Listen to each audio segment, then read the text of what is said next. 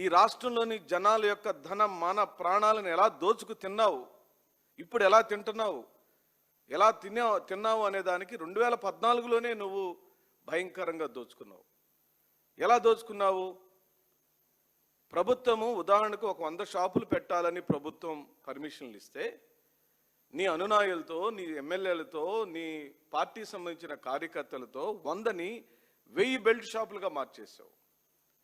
100 షాపుల్లోనే కొనుక్కునే అవకాశం ఉన్న పేదవాడికి నువ్వు కిళ్ళి కొట్లలో, కిరాణా షాపులలో, వీధి చివరిలో ఉన్న చిట్ట చివరకు సాధారణమైన బంకుల్లో కూడా మద్యాన్ని ఏర్లై పారించిన చరిత్ర 2014-19 కాలంలో నారా చంద్రబాబు నాయుడుది. అవునా కాదా?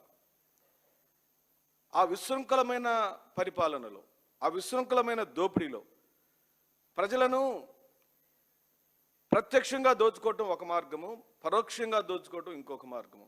ప్రత్యక్షంగా ఎలాగూ నువ్వు ప్రజలకు రావాల్సిన, హక్కుగా రావాల్సిన ఏ ఒక్క పథకాన్ని సక్రమంగా ఇవ్వకపోగా, వాళ్ళకి ఇవ్వాల్సిన సంక్షేమాన్ని ఇవ్వకపోగా, ఆ రోజున 2014-19 గురించి నేను జ్ఞాపకం చేస్తున్నా. 2014-19 కాలంలో నారా చంద్రబాబు నాయుడు ఇచ్చిన ఏ ఒక్క హామీని అమలుపరచలేదు.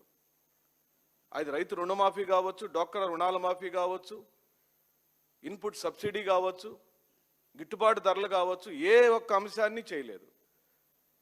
అదే సమయంలో పరోక్షంగా ఎలా దోచుకున్నాడు అనంటే, ఇదిగో ఈ మద్యాన్ని ఏరులై పారించడం ద్వారా సామాన్యుడు సాయంత్రానికి ఏదో అలసిపోయి ఓ కోట మందు తాగుదామని బజారుకి వెళ్తే కిళ్ళి బంకుల్లో ఊరికే పప్పు బెల్లాల్లాగా దొరికినట్టుగా మద్యం దొరికింది. అలా లేదు ప్రభుత్వంలో, ఆ చట్టంలో లేదు. నువ్వు తెచ్చావు. కేవలం నీ కార్యకర్తలకు అదొక ఆదాయ మార్గంగా చేసావు.